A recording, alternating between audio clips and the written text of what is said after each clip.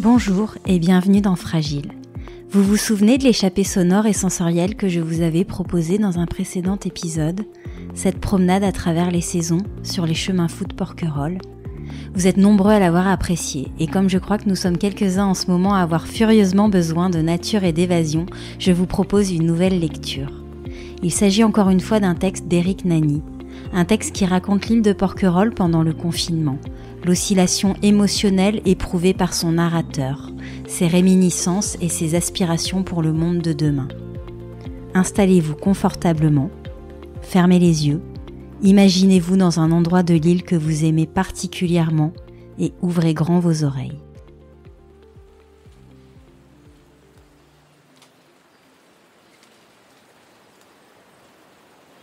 Je vais comme dans un rêve, d'étonnement en étonnement. Au début, je me suis laissé porter par les délicieuses sensations d'un hiver qui se prolongeait. Et au fil des jours, j'ai ressenti, enfin je suppose, les agréables et sourdes perceptions d'une chrysalide dans son cocon. Je connaissais des silences. Le silence inquiétant des nuits sans lune, celui calfeutrant et capitonnant qui nous surprend aux premières neiges, ceux aléatoires des levées de drapeaux, des remerciements émus, et encore celui légèrement bruissant des caresses sur ma peau. Mais le silence du silence, celui qui nous incite au calme, qui nous borde d'une ambiance particulière, qui nous détache du temps, qui le distend, qui altère nos repères, celui-là, ma mémoire a sans doute retrouvé sa trace dans son passé lointain, et je suppose que les bien plus jeunes que moi, eux, ont été agréablement surpris, émus et séduit par cette nouvelle et belle rencontre avec lui. Dans les journées qui ont suivi, j'ai apprécié les rééquilibres naturels que ces intemporalités provoquaient. Une certaine lenteur, une sensation de légèreté et surtout une connexion particulière avec la nature. Comme une intime plénitude libérée de tout. Une aube nouvelle, un élan dont il nous faut subir le flot.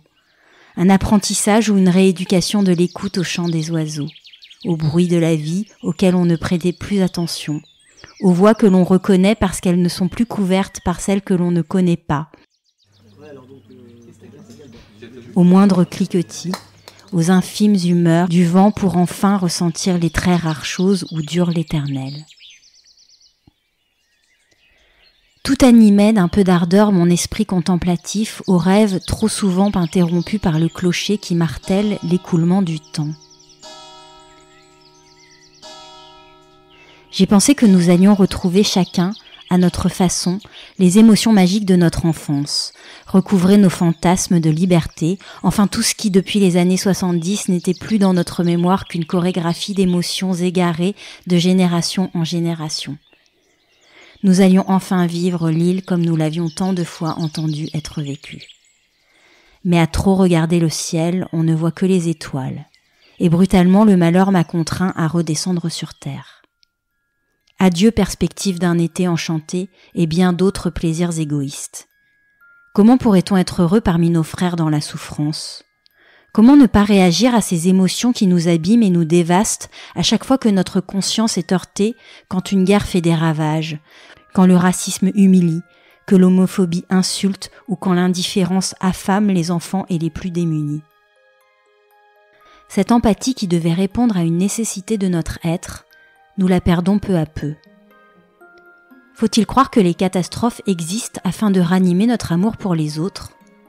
Cet amour, philia, qui offre, qui protège, qui n'attend rien, comme j'aimerais qu'il se répande à l'image de cette pandémie. Comme j'aimerais aussi que dès aujourd'hui les politiques et les argentiers de notre monde s'harmonisent pour devenir les premiers de cordée d'un vrai humanisme. Je ne veux plus explorer de mes doigts ce monde terrifiant qui tourmente les enfants. Pourtant, aujourd'hui, les choses ont changé. Quelle souveraineté dans le calme des bruits de la nature. Et si on ajoute la présence du vent et de la mer, on peut s'abandonner avec ferveur à l'idée du perfectionnement de l'homme qui le conduit à vivre avec les émotions de la terre. Devant lui se déroule un autre chemin possible, au milieu de jardins inoubliables, de rivières pleines de vie, de chants durant les nuits étoilées. N'y a-t-il pas autant de bonheur à composer le meilleur des mondes que de recommencer le plus laid ? Faut-il hésiter plus longtemps de se défaire de ce passé qui exhale son souffle fade et réaliser enfin le bonheur de l'homme par lequel la nature poursuivra son propre bonheur, comme une pluie qu'elle aura patiemment attendue.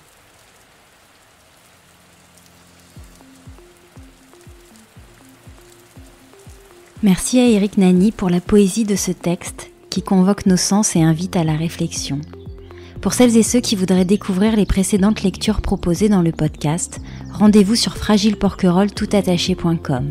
Je vous mettrai les liens dans le descriptif de l'épisode ainsi que le texte. On se retrouve très vite. À bientôt!